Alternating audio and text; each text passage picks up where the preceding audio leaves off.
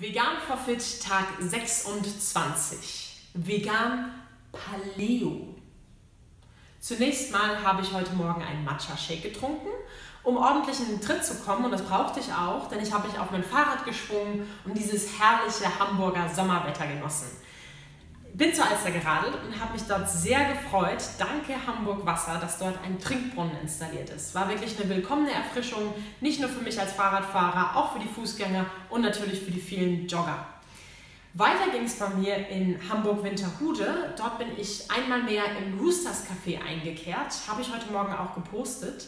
Ich fühle mich da echt wohl, das hat ein schönes, liebevoll eingerichtetes Café. Und da hat eine persönliche Note, der Inhaber macht dort fast alles selber. Die Kuchen sind gefüllt mit sehr viel Liebe gebacken. Schichtsalat gibt es in alten Konservierungsgläsern, quasi wie bei Oma. Sehr beliebt in der Mittagspause bei den umliegenden Büroangestellten. Und ich freue mich schon wieder sehr, dort auch einen Kaffee trinken zu können. Für mich gab es natürlich einen Matcha Latte, leider nur mit Sojamilch, verzeihe ich aber, weil ich weiß, dass im Kühlschrank nicht viel Platz ist für verschiedenste Milchalternativen und ich glaube, da hinten auch gar nicht so die Nachfrage danach ist. Von daher, wenn ihr mal am Kampnagel seid, schaut doch mal vorbei beim Roosters Café, ist wirklich einen Besuch wert. Dann habe ich mich wieder rausgelegt in die Sonne, ein bisschen gelesen, den Tag genossen, die Enten beobachtet und irgendwann kam natürlich der Hunger und ich wollte schon immer Paleo probieren. Was ist jetzt eigentlich dieses Paleo? Eine Ernährungsweise, die angelehnt ist an die Steinzeiternährung.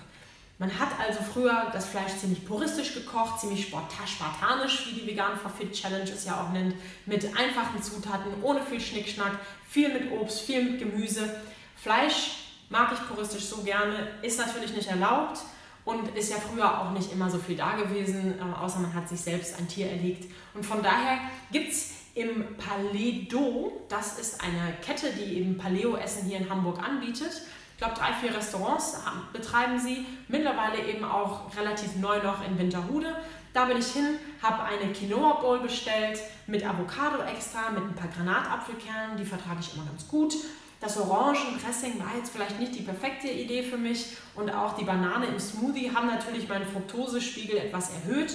Ich kam aber gut klar, habe ja insgesamt auch gar nicht so viel gegessen an dem Tag bis dann und war wirklich voll erfrischt. Ich fand es ein Gedicht, gerade diese Quinoa Bowl. Habe das letzte Körnchen Quinoa echt noch rausgefrieselt. Auch der Smoothie war sehr schön, sehr mächtig allerdings, mit Kokosmilch, mit Avocado, Weizengraspulver war drin und eben eine Banane.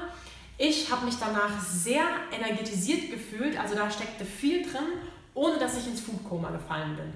Probiert es also gern mal aus, ich werde da bestimmt auch noch mal reinschauen. Freue mich, wenn ihr eure Erfahrungen mit Paleo, mit Paledo, mit dem schönen Hamburger Sommertag mit mir teilt, indem ihr es in die Kommentare schreibt. Und dann sehen wir uns morgen schon wieder. Ich wünsche euch eine gute Nacht. Der Gabelartist.